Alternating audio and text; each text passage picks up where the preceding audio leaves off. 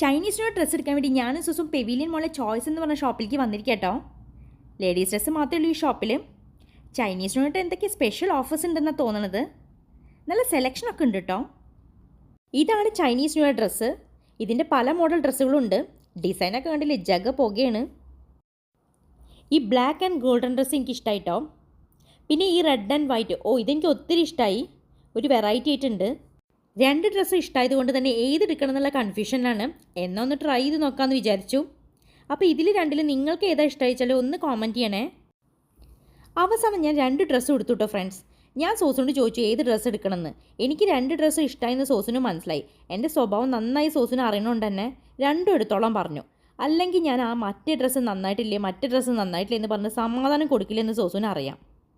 അങ്ങനെ എൻ്റെ പർച്ചേസിംഗ് ഒക്കെ കഴിഞ്ഞു. ഇനി സോസിന് ഡ്രസ്സ് എടുക്കാൻ പോവാട്ടോ. ആണുങ്ങളുടെ ഡ്രസ്സും ജഗ പുകയാണല്ലോ. ഈ ബ്ലൂ ഡ്രസ്സ് ഞങ്ങൾക്ക് 2 പേർക്കും ഇഷ്ടമായിട്ടോ. അങ്ങനെ ഞങ്ങൾ അത് സെലക്ട് ചെയ്തു. ഇനി ഒരു ഡ്രസ്സും കൂടി സോസിന് മേടിക്കാനുണ്ട്. അങ്ങനെ ഞങ്ങൾ വേറൊരു സെക്ഷനിലേക്ക് വന്നിരിക്കുകയാണ്, ഒരു മാട്രസ് ടോപ്പർ മേടിക്കാൻ വേണ്ടിയിട്ട്.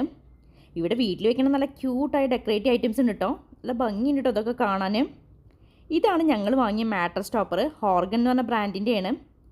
ചൈനീസ് ന്യൂ ഇയറിൻ്റെ സീസൺ ആയതുകൊണ്ട് തന്നെ ഗോങ്സി ഫാച്ച, അതായത് ഹാപ്പി ന്യൂ ഇയർ എന്ന് എഴുതിയ ബാഗിലാട്ടോ കിട്ടിയത്. അങ്ങനെ ഞങ്ങൾ വേറെ ഷോപ്പിലേക്ക് സോസിന് 2ാമത്തെ ഡ്രസ്സ് മേടിക്കാൻ വന്നിരിക്കുകയാണ്. ഇവിടുന്ന് ഈ ബ്ലാക്ക് ഡ്രസ്സ് ആട്ടോ സോസിന് സെലക്ട് ചെയ്ത്. അങ്ങനെ ഞങ്ങളുടെ Chinese new year dress purchasing ഒക്കെ കഴിഞ്ഞു കേട്ടോ. ഇനി ഞങ്ങൾ പോണത് ഈ മോളിൽ എനിക്ക് ഏറ്റവും ഇഷ്ടമായ സ്ഥലത്തേക്ക് കേട്ടോ. ഇതാട്ടോ ആ സ്ഥലം.